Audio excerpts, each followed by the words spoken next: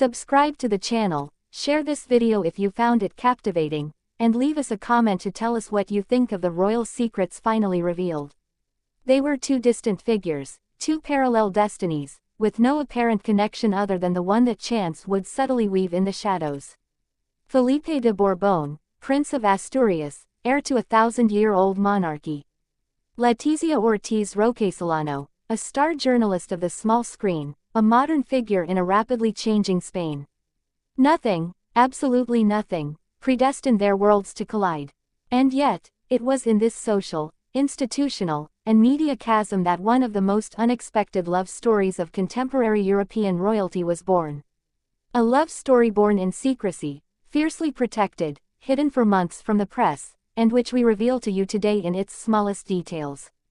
What few people know is that the first meeting between Letizia and Felipe didn't take place in the Gilded Palace, nor even in political circles. It took place in a completely different context, almost trivial for some, but decisive for their destiny. The year is 2002. Letizia Ortiz, then a star journalist for TVE, is covering the Prestige oil spill, the oil tanker that sank off the coast of Galicia, causing a major ecological disaster. Felipe, involved in environmental causes and concerned about the monarchy's image, goes there to support the local teams. In this dramatic climate, their eyes meet for the first time. No flashback, no cliché. Just an exchange of words, then prolonged glances. It was then just a simple interaction. But for Felipe, it was obvious. This first discreet contact, however, marked the beginning of a series of secret meetings, far from the press, in private apartments, in isolated locations, protected by royal security. The shadows were their best ally. Felipe knew what he was risking. The Spanish monarchy, shaken by rumors about King Juan Carlos and weakened by internal political tensions, was not ready to welcome a divorced journalist, a Republican at heart, from the middle class. Letizia, for her part, also measured the magnitude of the challenge. She loved her job, her freedom, her neutrality. Accepting Felipe meant giving up her life. She knew it. And yet, as the months passed, she agreed to open up to this story. Little by little, their bonds strengthened. Felipe, usually distant with the press, multiplied pretexts to meet Letizia. They exchanged encrypted emails and spoke on the phone late at night. Military discretion governed their relationship. Even Queen Sofia wasn't immediately taken into confidence. Juan Carlos, however, was skeptical. The king doubted this choice. Not out of contempt for Letizia, but because he understood the earthquake it would cause in public opinion, in the upper echelons of power, and especially among traditional monarchists. Spain, although democratic, remained deeply attached to ancient codes. A journalist queen, divorced, without nobility or lineage. Unthinkable. But Felipe didn't give in. Driven by an unwavering will, he took the risk. He issued an ultimatum. It would be Letizia or nothing. For the first time, the heir to a 1,000-year-old dynasty put his crown on the line for a woman. Letizia, for her part, abandoned her position at TVE. She disappeared from the screen overnight. Rumors began to swell. Some journalists smelled a scandal. Others suspected an illness. But no one dared to mention the unthinkable, an affair with the crown prince.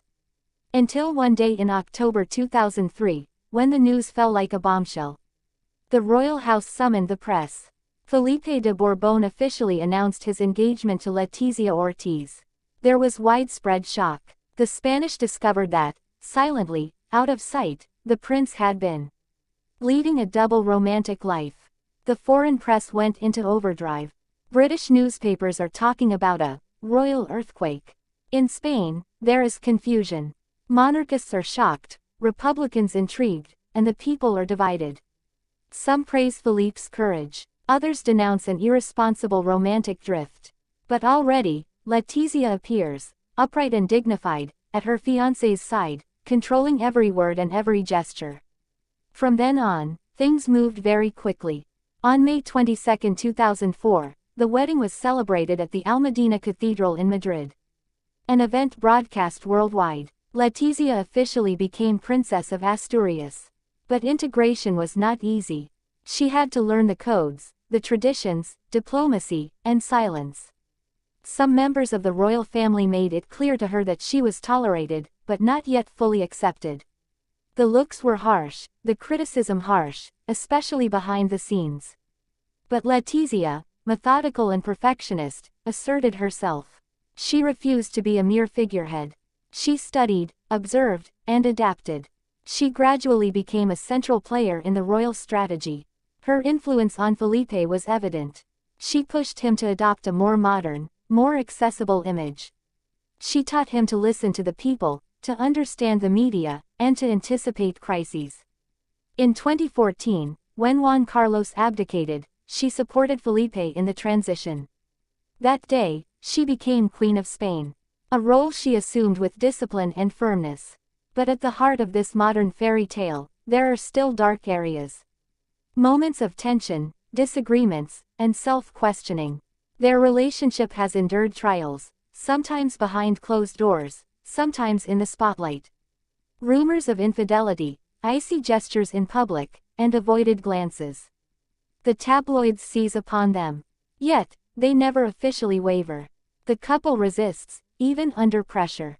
Letizia, trained in communication, knows how to respond with silence. Felipe, loyal, protects his wife, despite internal criticism.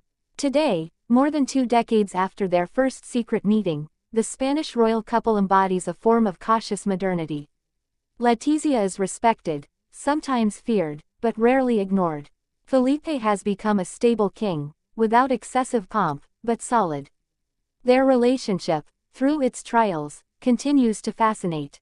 Not because it is perfect, but because it embodies a clash of worlds, the rigor of the monarchy and the spontaneity of journalism, history and modernity, duty and love.